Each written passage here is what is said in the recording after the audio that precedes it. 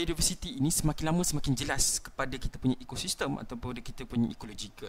Okay, so ini apa yang menyebabkan threats kepada kita punya biodiversity? Perkara yang pertama sekali adalah human activities. Okay, human activities ini meningkat dengan galaknya. Kalau kita boleh tengok graf, banyak graf yang tunjukkan human activities ini semakin lama semakin bertambah, dan kita lack of planning. Okay, apa maksud lack of planning? Kita tidak merancang dengan betul, di mana dia membawa kepada banyak negatif efek. Kita nak fikir untung, tetapi apa berlaku adalah kita memusnahkan alam secara total. Okay, so threats kepada diversity ini terbahagi kepada beberapa perkara yang saya akan bincangkan. Yang pertama sekali adalah habitat loss. Okay, di mana kita kena ingat banyak kita physical habitat is extinct, endangered, vulnerable or becoming rare in few hundred years. Di mana apa yang berlaku adalah kalau kita tengok urbanization of kata world ini semakin lama semakin bertambah. Kita boleh tengok China accelerated dengan cepatnya. Okay, kita tengok bandar-bandar besar wujud disebabkan oleh polisi China yang berubah daripada tahun 1980-an yang tertutup kepada sekarang ini semakin lama semakin hebat. Okey, semakin lama semakin kata semua orang bandar semakin lama semakin besar. Di mana kita banyak memusnahkan ataupun negara China banyak memusnahkan kata kawasan-kawasan nature dia, menyebabkan haiwan-haiwan ataupun organism pokok ini tergugat. Okey, so kalau anda pernah dengar IUCN, okay, so IUCN ini adalah salah satu badan yang mengkaji kata spesies-spesies yang being trend, yang di mana dia terbahagi kepada beberapa kelas yang anda boleh tengok dalam gambar rajah ini. Okay, so dia mengklasifikasikan kata banyak spesies yang mengalami masalah-masalah yang tertentu. Okay, contohnya critically endangered, dan vulnerable. Okay, so ada juga yang dah extinct. Okay, so number ini sentiasa bertambah dan tak banyak organism yang lagi yang tinggal di dalam kata yang masih lagi selamat atau yang masih lagi stable. Yang ada adalah organism yang banyak manusia nak gunakan, contohnya kata untuk makanan ataupun untuk perhiasan ataupun untuk disimpan sahaja. Yang lain semuanya being threatened. Okay, ini adalah untuk habitat loss. Yang kedua adalah over harvesting. So bila kita sebut over harvesting adalah satu proses di mana kita taking more than from the land that or sea that it can replace. Okay, so maksudnya adalah kita ambil banyak daripada tanah ataupun daripada air. Contohnya kita adalah extreme farming, grazing, fishing and using fresh water. So apa yang berlaku kat sini adalah contohnya kita overfishing. Kadang-kadang kita nak tangkap ikan tuna. So apa yang berlaku adalah kita tangkap ikan dolphin, di mana ikan dolphin itu dibunuh. Dan ada juga orang yang menangkap kata shark fin. Bukan shark fin tu maksudnya dia nak ambil fin tapi dia tak nak ambil shark. So apa yang berlaku adalah dia potong fin of the shark dan dia bunuh ikan jerung tersebut. Ada juga yang nak tas ataupun iaitu kita bagi ganding, di mana apa yang berlaku adalah dia membunuh organism tersebut, contohnya gajah ke ataupun gajah lah, dan dia ambil tas itu untuk dijual ke negara-negara kaya.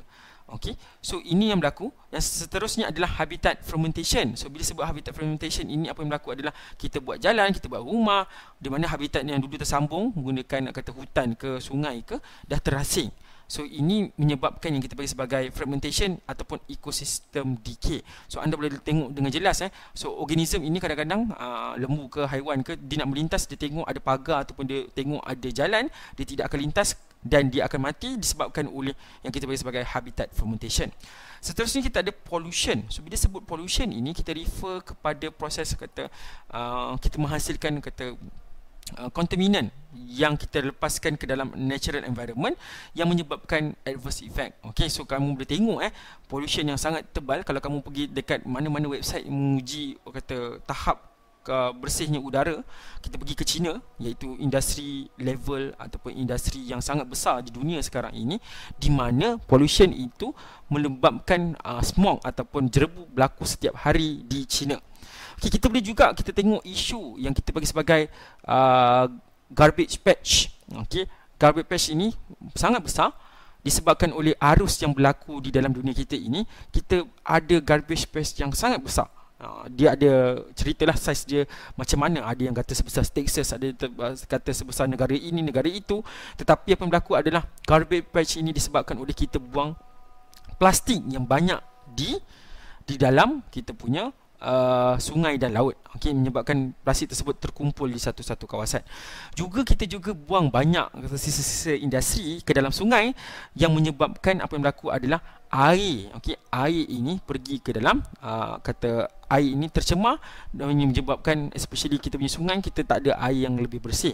Dan juga kita ada buang tasik kamu boleh tengok Laut Aral, di mana Laut Aral ini semakin lama semakin menyusut disebabkan oleh tamaknya pemerintah Soviet pada tahun 1970-an yang nak fokus kepada penghasilan kapas, tetapi apa yang berlaku adalah dia menyebabkan Laut Aral itu menjadi mengecil dan mengecil, menyebabkan Laut Aral itu hilang dalam segi umur manusia yang ada. Di mana kita juga bergerak sana sini, iaitu menggunakan kereta, menggunakan pemanasan, iaitu pemanasan rumah, iaitu gas. Apa yang berlaku adalah kita menghasilkan yang kita bagi sebagai greenhouse effect, di mana kita punya bumi semakin lama semakin panas. Okey, contohnya semasa saya diduduki pada tahun 2010 dulu, kita pernah jumpa kata kesejukan yang agak sejuk, tetapi sekarang ini susah nak dapat suhu sejuk seperti biasa.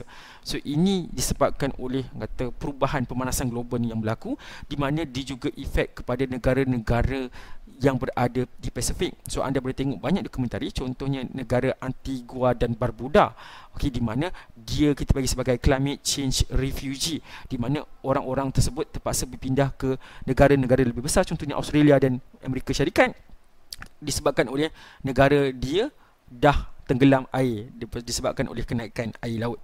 Okey, so disebabkan oleh ais yang cair yang anda pernah baca di internet ataupun di mana-mana media sosial. Okey, so keadaan ini sangat-sangat menyedihkan. So kita tak nak benda ini berlaku dengan lebih dahsyat. So kita kena ambil tahu. So lepas ini kita akan bincangkan mengenai sustainability. Sekian daripada saya. Assalamualaikum warahmatullahi wabarakatuh dan salam sejahtera.